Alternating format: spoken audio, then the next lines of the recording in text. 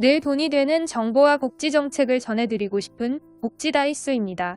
기온이 점점 낮아지면서 외출 복장도 조금씩 두꺼워지고 있는 요즘이죠. 이제 집 안에 들어갔을 때 서늘한 공기가 감도는데요. 이 시기가 오면 이제 난방비 폭탄 맞을 일이 다가온 건가 하는 걱정도 드는 게 사실입니다. 게다가 올해는 난방비 인상 소식도 들려 더욱 걱정이 큰데요. 이럴 때일수록 조금이라도 난방비를 절약하기 위한 노력이 필요할 텐데요. 난방비 절약하는 방법부터 정부가 시행하고 있는 보일러 교체 지원 등까지 알아봅니다. 구독, 좋아요, 알림 설정 하시고 복지 받으세요. 복도 받으세요.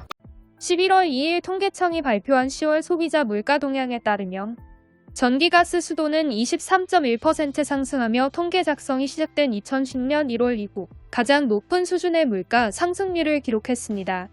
특히 도시가스가 36.2% 올랐고 전기료 18.6%, 지역 난방비 34.0% 상승했습니다. 이렇게 상승한 것은 전기가스 요금이 인상된 영향이겠죠. 한국전력에 따르면요. 국내 전기요금은 지난달부터 1kW시당 7.4원 올랐고 주택용 일반용 도시가스 요금도 메가줄당 2.7원씩 인상됐습니다. 겨울에 나올 요금 고지서가 벌써부터 두려워집니다. 이럴 때일수록 조금이라도 새는 난방비를 잡아야 할 겁니다. 난방비를 절약할 수 있는 6가지 방법 알아보면요. 첫 번째, 처음에는 높은 온도로 설정입니다. 높은 온도로 설정하면 뭔가 난방비가 더 나올까 생각이 되는데요. 오히려 높은 온도로 설정해 방을 빠르게 데운 후 온도를 낮춰 적정 온도를 유지하는 방식이 난방비 절약에 도움이 된다고 합니다. 낮은 온도로 차가워진 바닥을 데우려면 오히려 많은 시간이 걸리고요. 계속 미지근한 상태로 보일러만 돌아가게 되니까요. 처음에는 높은 온도로 빠르게 데우는 것이 더 효율적이란 점 기억하시기 바랍니다. 두 번째, 보일러 가동 시 가습기도 함께 틀기. 보일러를 틀면 온도가 상승함과 동시에 공기가 건조해지는데요. 이때 가습기를 함께 돌리면 공기순환이 원활해져서 실내 온도가 더 빠르게 오른다고 하네요. 세 번째, 외출할 때는 보일러 외출 모드 틀기. 외출할 때 보일러를 꺼야 할까 고민되신다면 정답은 아닙니다. 떨어진 온도를 다시 높이기 위해 더 많은 에너지가 필요하기 때문에 외출 모드로 해놓는 것을 추천한다고 하네요. 외출 모드는 외출할 때 냉방이 되지 않기 위해 켜두는 최소 난방 모드를 말하는데요. 외출 모드 잊지 마세요. 네 번째, 적절한 실내 온도 유지하기입니다. 이 부분은 정부에서도 늘 강조하는 부분이기도 한데요. 실내 온도를 1도만 낮춰도 난방비를 최대 7% 절약할 수 있다는 사실 알고 계신가요? 실내 온도를 18에서 20도로 설정하고 양말, 내복 등을 착용하길 권하고 있는 만큼 올해는 실내 온도를 줄이고 옷 등을 활용해 체온을 유지하는 방법도 생각해 보시기 바랍니다. 다섯 번째, 난방 밸브 끄기입니다. 원룸이 아니라 방이 2개 이상인 경우 각 방마다 온수 조절 밸브가 있는데요.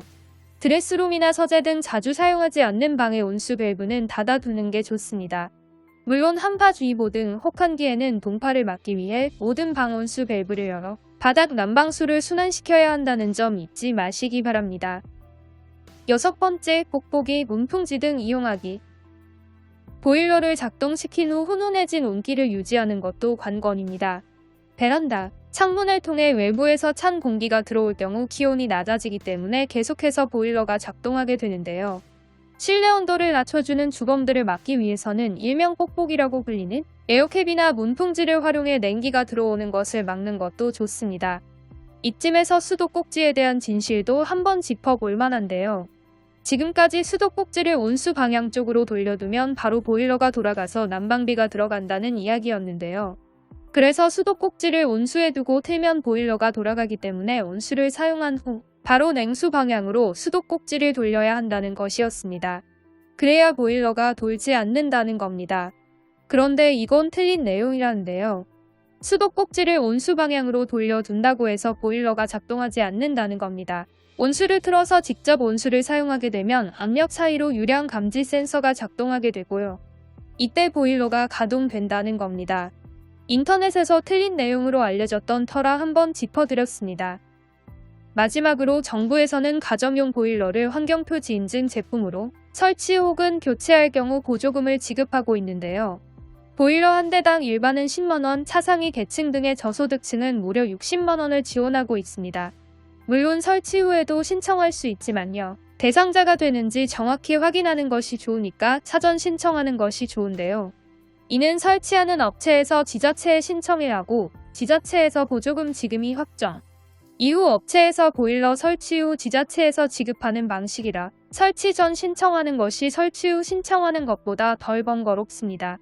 보일러 교체를 원하실 경우 설치업체에 문의하시면 편하게 진행할 수 있을 것 같습니다.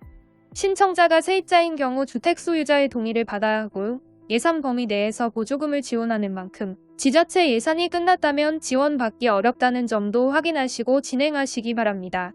그럼 지금까지 겨울 난방비 절약 방법과 보일러 설치 지원금까지 알아봤습니다. 추운 겨울 난방비 때문에 더욱 시린 겨울이 되지 않기를 바라봅니다. 그럼 지금까지 복지다이소였습니다. 구독, 좋아요, 알림 설정 부탁드립니다.